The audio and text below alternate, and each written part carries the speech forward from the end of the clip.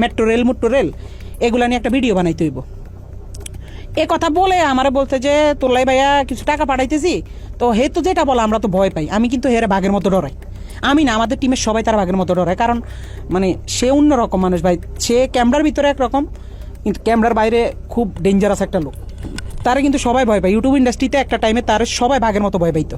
সবাই রে তার অফিসে ডাকাইতেছে, যারা আমরা টিমের যারা মানে ছাত্র আন্দোলনের সময় তার বিপক্ষে চলে গেছিলাম। তার বেল্টের বাড়ি আমার তো বেশি কেউ খায়নি।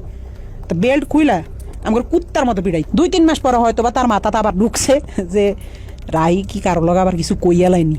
হ্যাঁ, রাইরে আবার একটু দমক দিতে হইব। কেমনে বড় একটা নেতার সামনে হয়তো ফোন টোন দিলে আমি একটু ডরাই যাই। আমি তো ডরাইলে আসলে আমি কিন্তু ভয় পাই। তো হঠাৎ একদিন রাইতে আমি নোয়াখালী 10:30-11টার দিকে হঠাৎ একটা ভিডিও কল তো ওই দাফরি দিয়ে এই তো আবার তলপেটে কামড় দিয়েছে। আল্লাহ এতদিন পর হঠাৎ কল দিয়ে আবার কি জানি কি কয়।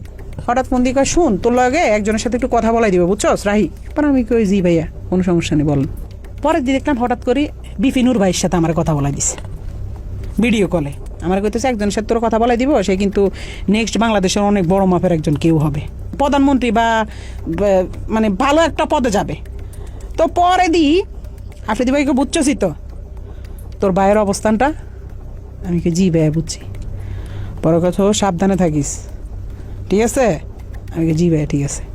শুধু বুঝাইছে যে তার লগে বিশাল বড় বড় হাত আছে, এই জন্য সে দেশে খুব রিল্যাক্স আছে, মানে বুঝাইছে এটা। 5 আগস্টের পরে 2-3 মাস সে আসে নাই। তখন আলহামদুলিল্লাহ বলছিলাম যে আল্লাহ সে না আসুক, সে তার মতো থাকুক, আমরা আমাদের মতো থাকি।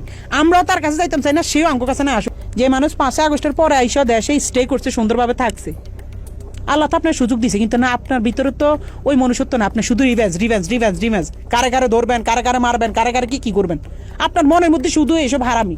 আল্লাহ কি আমরা ছাড় দিব? এসব কারণে তো আল্লাহ মানে ছাড়